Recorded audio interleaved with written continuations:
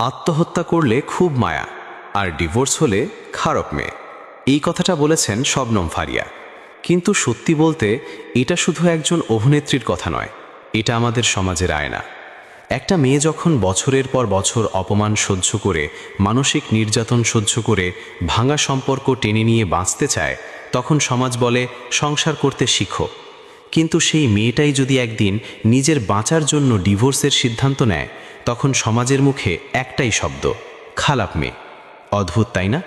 মেয়ে যদি মরে যায় তখন সবাই কাঁদে, স্ট্যাটাস দেয়, বলে আহা, মেয়েটা কত কষ্টে ছিল, কতটা যন্ত্রণা সহ্য করেছে। কিন্তু মেয়ে যদি মরার আগে নিজের জীবনটা বাঁচাতে চায়, তখনই সে হয়ে যায় দোষী।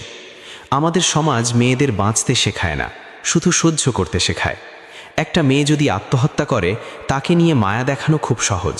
কিন্তু একটা মেয়ে যদি সাহস করে বলে আমি এই সম্পর্ক থেকে বের হয়ে বাঁচতে চাই, সেই সাহসকে সম্মান করা আমাদের সমাজ এখনও শেখেনি।